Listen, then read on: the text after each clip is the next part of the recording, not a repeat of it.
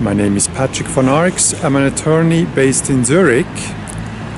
Today I would like to give you a quick briefing on the voluntary liquidation of a Swiss stock company.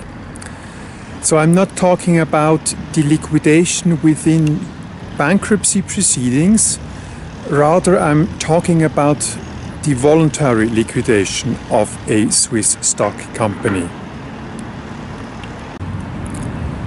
The voluntary liquidation of the Swiss stock company, it starts with a resolution which is passed by the General Assembly. So in practice, this means that the stock company, it must organize a meeting of shareholders. Normally it will be an extraordinary meeting of shareholders. And at such meeting, the shareholders will resolve to put the company into voluntary liquidation. And at the same time, they will also appoint the liquidators. It's important to know that this resolution must be notarized by a public notary. So the involvement of a public notary is required.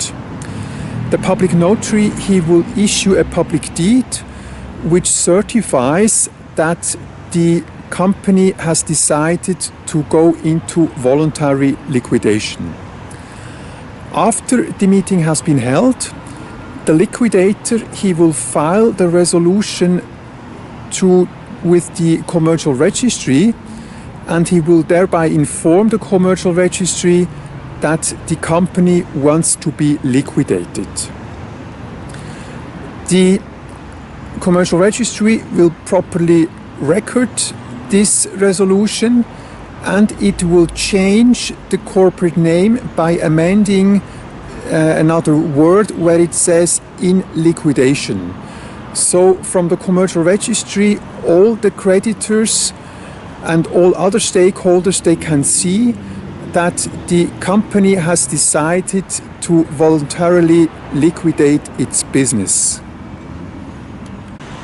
Once the liquidator has filed the resolution with the commercial registry, it's the liquidator's duty to process the liquidation of the company.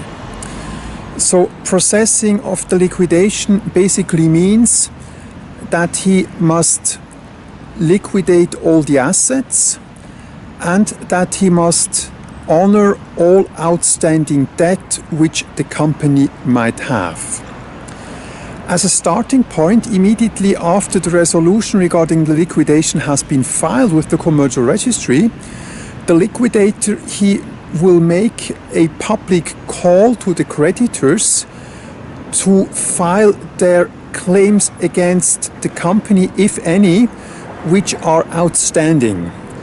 Because after he has received the respective notifications from the creditors, the liquidator will be in a position to issue an liquidation opening balance sheet, which shows the debt and the assets as of the date of the opening of the liquidation proceedings. And then, as just mentioned, he will continue to liquidate all the assets. And finally, he will end up with a balance sheet, with a liquidation closing balance sheet, where you can see the cash and where you can see that there are no further open liabilities. Of course, depending on the nature of the business, liquidation also includes, let's say, termination of any pending lawsuits and possibly sale of any intellectual property rights or whatever needs to be done to shut down the corporate operations. After the liquidator has drawn up the liquidation closing balance sheet, he will organize a meeting of shareholders, and it will be up to the shareholders meeting to approve this liquidation closing balance sheet and also the report, which is also prepared by the liquidator. And in the report and in the liquidation closing balance sheet, you will also see what the net proceeds of the liquidation are. And the General Assembly, it would also resolve to repay these net proceedings to the shareholders. In order to protect the interests of the creditors, basically the net proceeds can only be distributed to the shareholders after elapse of 1 year since the public call which was made to the creditors. So there is somehow a waiting period of 1 year. But if you have available a special report which is issued by the auditors, which confirm that there is no harm to the creditors' rights, so that all of their claims have been settled in full, then the net proceeds can already be distributed to the shareholders after elapse of only 3 months since the call to the creditors. So that will be somehow an expedite distribution of the net proceeds.